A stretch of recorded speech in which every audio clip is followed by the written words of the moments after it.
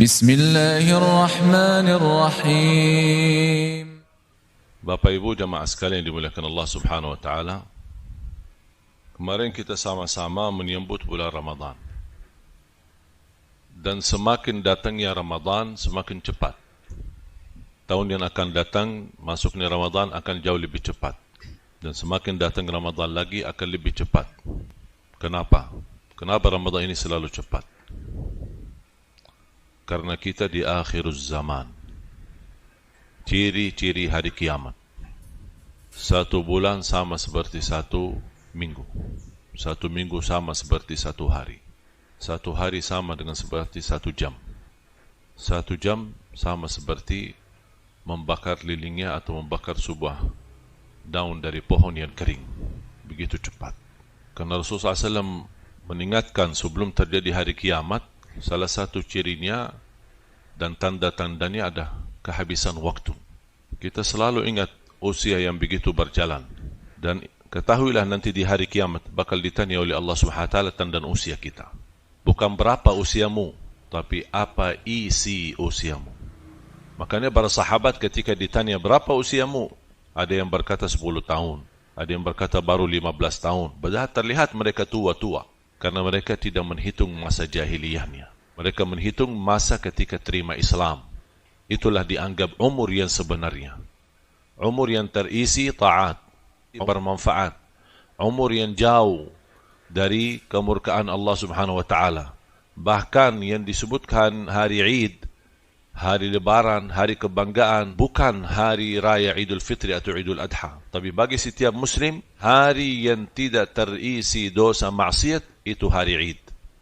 Karena dia merasa merayakan dirinya selamat dari dosa dan maksiat.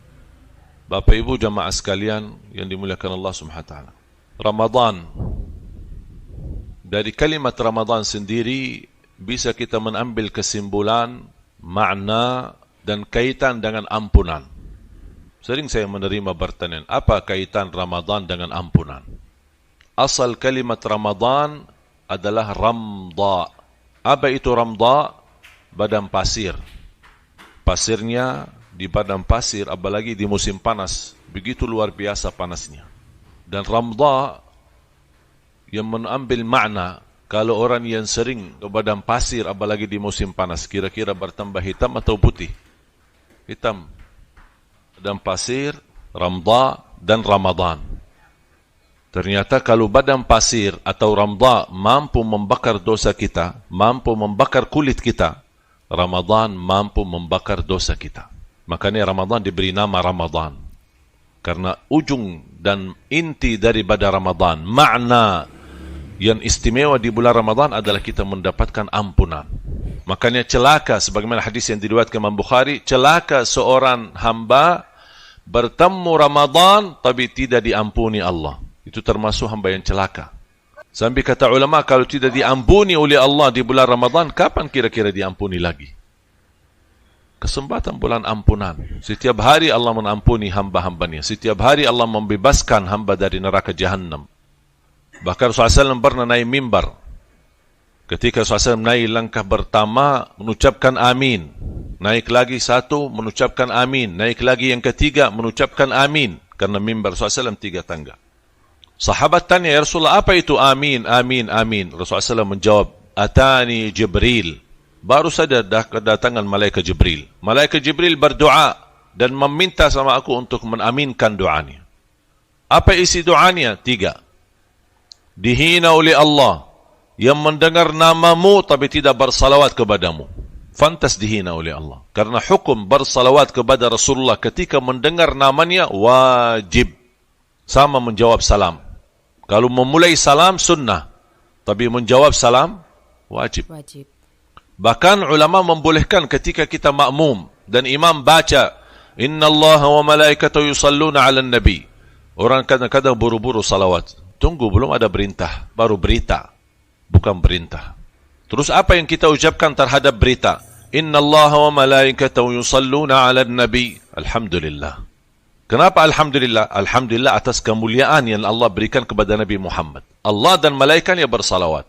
Terus kapan kita bersalawat? Ya ayyuhalladzina amanu sallu alaihi wa sallimu taslima. Baru kita sallallahu alaihi wasallam. Karena ada perintah.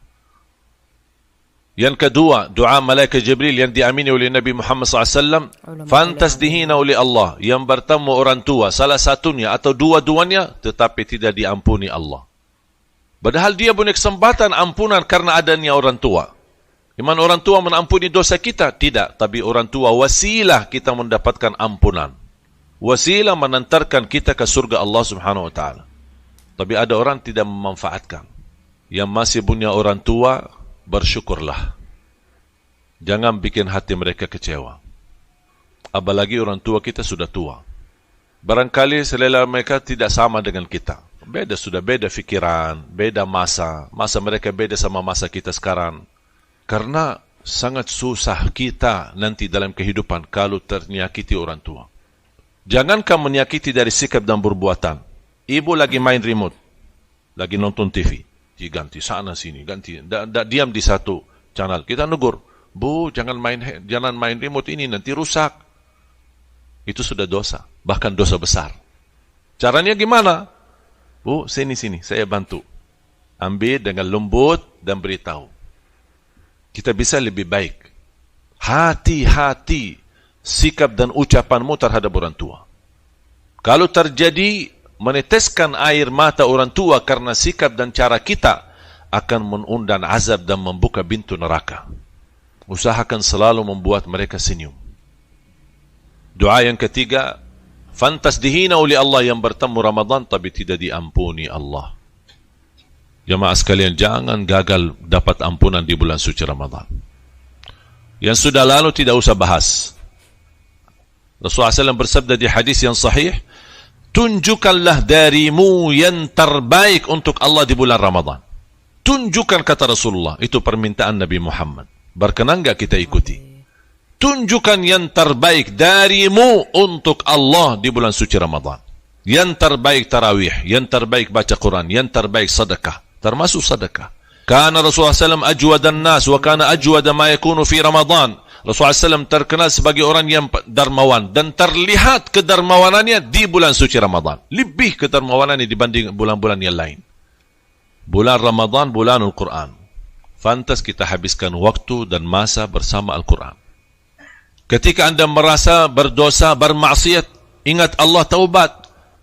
Dan berita gembira bagi orang yang masih berlaku dosa. Allah SWT berfirman di hadis yang qudsi, Ya ibna Adam, law balagat dhunubuka anana as-sama, thumma laqitani, thumma astaghfartani, laghafartu laka ala ma kana minka wala ubali. Wahai anak Adam, kalau dosa-dosamu sampai ke lapisan langit, tapi kamu selalu beristighfar, aku akan ampuni semuanya dan aku tidak peduli berapa banyaknya. Syaitan membutuhkan waktu, tenaga, fisik, berhari-hari untuk menggoda kita untuk berlaku dosa dan maksiat. Kita ingat Allah, istighfar, Allah segera ampuni. Kata syaitan, capek deh. Karena Allah terlalu cepat mengampuni dosa kita. Cuma satu syaratnya, mohon ampun. Apalagi di bulan suci Ramadan. Apalagi di 10 malam terakhir. Sebanyak-banyaknya doa Siti Aisyah yang diajarkan oleh Nabi Muhammad SAW. Rasulullah, kalau saya menyambut dan kedatangan 10 malam terakhir, apa yang saya lakukan amalan? Rasulullah SAW, banyak, Allahumma innaka afuun tuhibbul afwa fa'fu anni. Di dalam sujudnya, di luar salatnya, boleh jadi wirid. Boleh jadi wirid. Sehari-hari kita, kemana saja pergi, Allahumma innaka afuun tuhibbul afwa fa'fu anni. Allahumma innaka afuun tuhibbul afwa fa'fu anni. Dan kata afu jauh lebih tinggi daripada ampunan. Kalau diampuni Allah, masih belum tentu kehapus dari buku amal. Masih ada bekas. Bekasnya dosa masih ada. Tapi kalau afu, terhapus dari buku amal. Tidak terbekas sama sekali. Tidak ada akan tersisa. Dihabiskan semua. Makanya afu jauh lebih tinggi daripada ampunan. Ighfirli. Fantasnya di bulan suci Ramadan. Jangan kalau bulan suci Ramadan. Saya baca dalam sejarah. Ulama Al-Quran dan Ahlul Quran. Mereka lebih banyak khatam Al-Quran di bulan Sya'ban. Makanya bulan Sya'ban disebut bulanu Ahlul Quran. Kenapa? Karena mereka mulai dari Sya'ban mempersiapkan diri menyambut Ramadan. Tinggal begitu datang Ramadan, tinggal lanjut saja. Saya merasa bangga karena bisa memperjuangkan Al-Quran di Indonesia. Dan selalu saya dorong jamaah, kalau anda gagal menjadi penghafal Al-Quran, jangan gagalkan anakmu. Kalau itu pun tidak berhasil, jangan tidak punya saham untuk program Al-Quran. Apa saja, sahamnya, wakafnya, sedekahnya, zakatnya, untuk Al-Quran. Supaya nanti di hari kiamat ada walaupun satu saham menjadi saksi baik untukmu, menjadi orang-orang yang mencintai Al-Quran walaupun belum hafal Al-Quran. Supaya nanti di hari kiamat dapat syafaatnya Al-Quran. Allah melihat perbuatan kita. Kata Allah SWT, ini hamba walaupun belum hafal. Tapi begitu luar biasa kedermawanannya untuk Al-Quran. Ini kitabullah. Kita wajib bela, kita wajib perhatikan, kita wajib melayani, kita wajib menjadikan teman sejati, teman akrab. Apalagi di bulan suci Ramadan. Yang paling sangat rindukan ketika kami libur sekolah. Kalau di sana dulu libur sekolah lumayan panjang. Tanggal 1 Ramadan sampai 20 Dzulhijjah, libur panjang. Kalau kita senang, hobi libur di sana. Karena semua bulan ibadah diliburkan. Sekarang mulai agak dirubahkan, 1 Ramadan libur, tapi nanti tanggal 20 Syawal masuk lagi. Nanti pas sebelum haji libur lagi. Untuk memberikan luang dan kesempatan. Saya ingat di masa sekolah, SMP dan SMA, lomba-lomba saya bersama teman-teman ketika kita di Masjid Nabawi untuk memperbanyak khatam Al-Quran. Karena saya tanya, anda berapa jam megang Al-Quran? Sedangkan anda mampu khatam Al-Quran. Saya sudah pernah coba dan tes. Khatam 30 juz Al-Quran membutuhkan waktu 10 jam. Ada teman saya yang mampu selesaikan bacaan Al-Quran dari Al-Fatihah sampai An-Nas dalam waktu 7 jam 48 menit. Makanya saya perhatikan, kalau Imam Syafi'i 2 kali sehari, kalau anggap standar 10 jam, berarti 20 jam. Sisa 4 jam. Apa yang dilakukan oleh Imam Syafi'i dalam waktu 4 jam? Urusan keluarga, cari nafkah, tulisan buku ilmu, dakwah, salat tahajud, yang lain-lain. Apa yang bisa habiskan? Ternyata begitu luar biasa mereka sayang sama Al-Quran. Makanya jamaah sekalian, saya harap, mari kita tunjukkan yang terbaik di bulan suci Ramadan untuk Allah. Kalau sebelum ini suka masbuk, kita harus bersungguh-sungguh, berazam, sisa bulan Ramadan saya tidak mau masbuk lagi. Kalau selama ini lewat 1 hari belum baca Al-Quran, sisa Ramadan saya tidak mau lagi lewat 1 hari belum baca Al-Quran.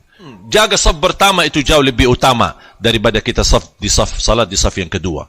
Kalau selama ini kita suka ketiduran salat subuh bulan Ramadan, saya mau tunjukkan yang terbaik untuk Allah di bulan Ramadan. Saya tidak mau lagi ketiduran dari waktu salat subuh.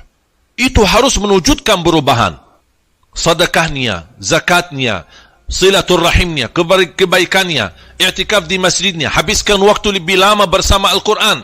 Kita hanya satu, berteman, berkenan menjadi teman sama Al-Quran di dunia. Balasannya, Al-Quran akan temani kita di dunia, akan temani kita di saat sakratul maut, akan temani kita dalam kuburan sendirian, akan temani kita saat dibangkit oleh Allah hari kiamat, akan temani kita saat jalan di atas sirat yang sangat tipis dan gelap, dan juga akan Quran temani kita. Jangan hanya itu, sampai diantar ke pintu surga, dan tidak akan melepas, kita masuk surga temani kita, sampai dinaikkan tingkat-tingkatan kita di dalam surga bersama Al-Quran. Oleh karena itu kata Siti Aisyah radhiyallahu anha, jumlah tingkatan dalam surga Allah sesuai jumlah ayat Al-Quran. Oleh karena itu tidak ada yang lebih tinggi di dalam surga Allah selain Ahlul Quran.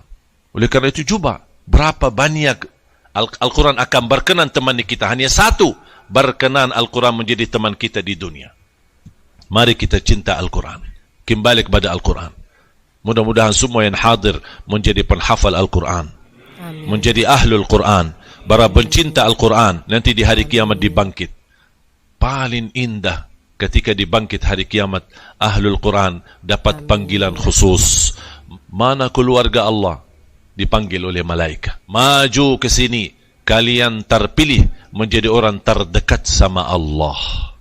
Bahagialah jemaah sekalian kalau bisa menghabiskan waktu sama Al-Quran. Ada orang berkata, saya belum lancar bacanya, tidak apa-apa. Saya masih keliru dan banyak salah, tidak apa-apa. Dan itu pun dijanjikan 2 kali pahala. Walladzi yaqra'ul Qur'ana wa yatata'ta'u fihi wa huwa 'alaihi syaqqul lahu ajran. Barang siapa yang membaca Al-Quran dan dia berbata-bata, kesulitan, dia banyak salah, banyak keliru, ada kesulitan dalam membacanya, tetap dia masih terus membaca, Rasulullah SAW diberikan 2 pahala. 1 karena dia mau baca, yang kedua karena tantangan dan kesalahan yang dia hadapi saat baca. Bahkan berbata-bata itu pahalanya jauh lebih besar daripada orang yang lancar. Kalau lancar, Bismillahirrahmanirrahim, 19 huruf dikali 10 berapa? 190. Hanya ucapan Bismillahirrahmanirrahim. Tapi kalau orang yang berbata-bata berapa? Banyak. Bismillahirrahmanirrahim. Bismillahirrahmanirrahim. Bismillah. Udah berapa ini? Dan malaikat tulis. Setiap satu huruf kita ucapkan ditulis oleh malaikat 10 kebaikan. Tapi kalau sudah anda belajar, sudah menjadi lancar, jangan kembali berbata-bata. Katanya mau berbanyak pahala katanya.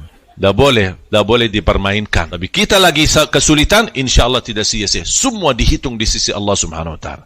Mudah-mudahan kita tetap semangat jadi ahlul Quran, dan insya-Allah kita selalu memiliki kemampuan untuk walaupun sebagian dari harta dan rezeki kita bisa wakafkan untuk Al-Quran, yang menjadi saksi apakah itu tenaga kita, apakah kita menjadi fisik kita, fikiran kita, harta kita, apa saja. Ada salah satunya, kalau tidak bisa semuanya, jangan tinggalkan semuanya, menjadi saksi baik untuk Al-Quran, supaya Al-Quran nanti membawa syafaat untuk kita dan untuk kedua orang tua kita. Amin.